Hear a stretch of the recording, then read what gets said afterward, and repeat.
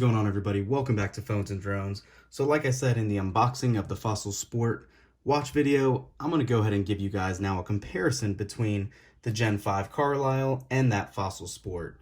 First things first, when these two watches came out a little less than 11 months ago, they had a significantly higher price. The Carlyle, which is the Gen 5 smartwatch, was $300, and the Fossil Sport was, I believe, around $275. Those are nowhere near the case anymore. So price point aside, these are two of the best Wear OS devices that are out right now to kick off 2020. I'm hoping for a huge beret and bombardment of new Android Wear watches. Hopefully something that can really just stand up and rival what Apple has done with their Apple Watch. Having said that, yes, of course, both of these do work on Android and iOS. You have a little bit more functionality limitations using these with iPhones and all that, but the availability is there, just so you guys know. Aside from that, let's go ahead and knock out the specs before I give you a quick side-by-side of these devices. You have a 44 millimeter casing on the Gen 5, as opposed to the 43 on the Fossil Sport, or they do come in a 41 millimeter as well.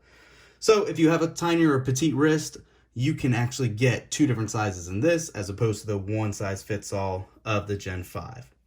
You are getting a stainless steel housing, which I gotta say weighs a lot more than just this plastic housing you get.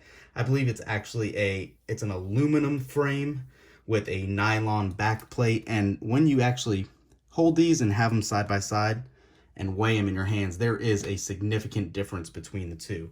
Again, not uncomfortable, but for a run or a swim or something like that, this is definitely easier to wear. As far as the displays go, what's crazy is this actually has a 1.28-inch AMOLED display with a 416 by 416 ppi or pixel px density, whereas you have a 1.9-inch, so it's a slightly larger display actually on the Sport, but the resolution's a little lower at 390 by 390. You are getting both new Snapdragon Wear 3100s on both of these. On the Carlyle, you are getting a 1 gig of RAM with 8 gigs of storage, but on the Sport, you're only getting half of that. You got 512 and 4 gigs of RAM. You are also getting out of the box Wear OS 2.4 as opposed to 2.1. Obviously, this is upgradable. I have not done so on this, but just keep that in mind. You actually also get a larger battery. On the Sport, you're getting 350 milliamps as opposed to 110. So they're quoted at 1 to 3 days and 1 to 4 days. Yes, I know how that sounds. The smaller watch gets a better battery rating. I'm not sure what kind of fine tuning they did or if that extra bit of RAM is somehow helping with that, but it is there, so keep that in mind. Aside from that, you have 3 ATMs of waterproof and swim-proofing, and on the Sport, you actually have 5 ATMs. So again, much more water resistant if you are going to be swimming with this at all. You do also have a speaker and obviously your microphone. On the Carlyle, you do not have that speaker on this, only the microphone. So keep that in mind. You will not be actually taking calls on this like you could on the Carlyle. I just wanted to make sure I didn't miss that. And yeah, definitely does not exist, unfortunately. One of the other big tidbits that I kind of threw in that unboxing video is just how customizable they're wanting to sell you this. Fossil really has quite a few assortments of colors for bezel designs and bands out of the box. So you can see I have that blue and white finish, obviously the blue bezel with the blue band. There's also a green. I believe there is also a pink, a red, a green, a gold, a black, or a somewhat charcoal looking case. But again, like all Fossils are, they're all 22 millimeter bands and they are replaceable in the typical fashion with the pins you just slide to the side. As you can see, I already did change the band on my Gen 5 Carlyle. Super easy to do, super convenient, so you can really customize that to your own style. I have not had this watch long enough to do a full review on. Stay tuned to the channel for that. But in my brief hands-on, they both breeze through regular processes. I'm curious to see if the weight differential between the two is going to be significant. I like a watch with a little heft, so this doesn't bother me at all. I know some of you guys might not. Again, this is not meant to be worn as a sport watch like this, so that's why you're getting that different weight to it.